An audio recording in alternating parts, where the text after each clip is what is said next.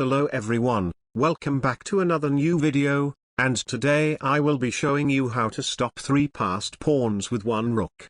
In the following position, all of white's pawns are decently advanced, but with black's king near those pawns, perfect play allows the rook to prevent their promotion. Using the principle that rooks belong behind passed pawns, the strategy black must use here is simple. The only way for black to get the rook behind is to move it down along the d-file to get behind white's king, and the best way to do so is to also move it as far away as possible with the brilliant move rook to d1. The reason of this being the only winning move will become clear later.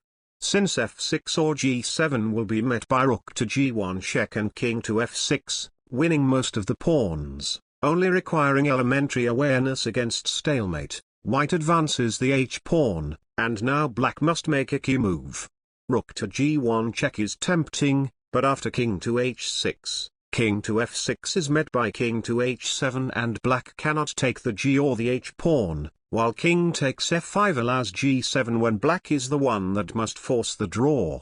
Capturing on f5 immediately also doesn't work because the self-blocking move king to g7 saves white after rook to g5 king to f7 as black's king can no longer catch the g-pawn with white's king opposing it. Going back to h5, you might have noticed that in both variations, white managed to draw by advancing the king, so what should black do instead? Prevent the king from moving to the 7th rank by attacking h5 with rook to h1. Now the result of the game is clear, as after f6 rook to g1 check king to h6 king takes f6, king to h7 allows rook to g5 when h6 is just met by rook takes g6. King to g4 allows king to f6 when white must give up one of the pawns. With no other choice, white plays h6. Allowing rook to g1 check king to h4 king takes f5.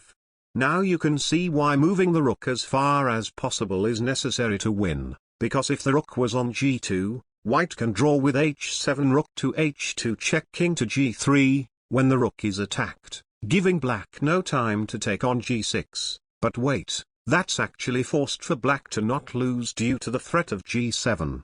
Back to the main variation. If white now plays h7 it's obvious to see that after rook to h1 check king to g3 the rook isn't under attack, letting black take on g6 then h7. White tries the move g7, but after one more accurate move king to f6, preparing to maneuver the king to h7 to win h6. White has no way to stop this plan, so in the puzzle, white promotes to a knight with check, when black must not show off and let the knight escape, but rather the simple rook takes knight, forcing resignation.